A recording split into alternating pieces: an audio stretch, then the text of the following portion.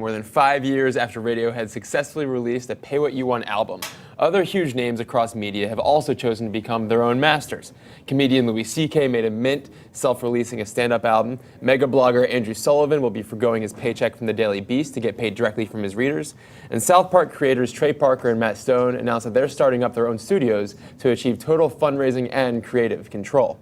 Do these moves anticipate a brave new media world, or is this kind of independence only for those who have already achieved mainstream success? You're now an independent artist, and I see your Kickstarter from last May. You asked for $100,000, and you got almost $1.2 million for in your fundraising. So I'm really curious to find out from you what your take is on the future of music.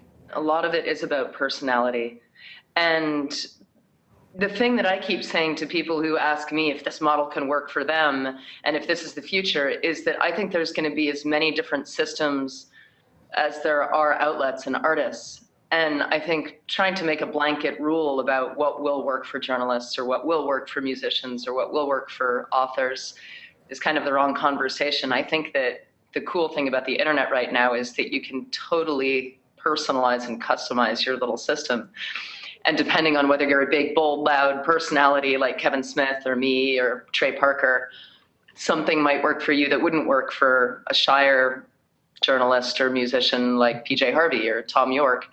So I think the important thing isn't to try and find one big answer, but to allow artists and journalists and content creators to find their own path and then go forward. I think some of the questions being asked, by businesses, like people running huge businesses will come to me saying, should I tweet?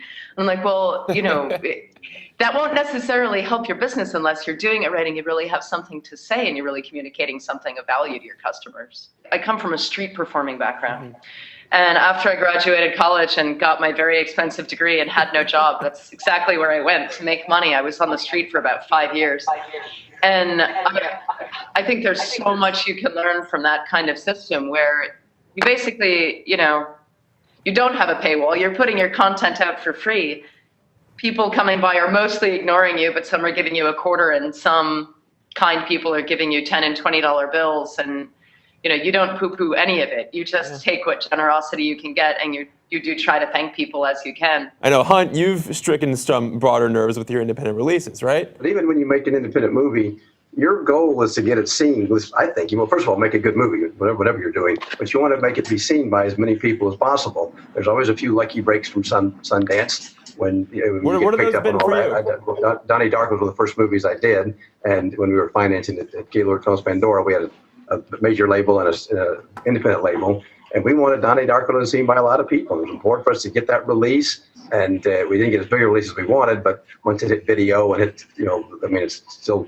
It's a very popular title. It's a great movie that they did. But you may be small and independent, you still want to be seen by as many people as possible. That's when you get the pie in the sky. When it does click, you do the small release. It goes broader. Again, you've got the internet, you've got television, you've got cable, you've got DVD. Yeah. That helps too, because you want that movie seen.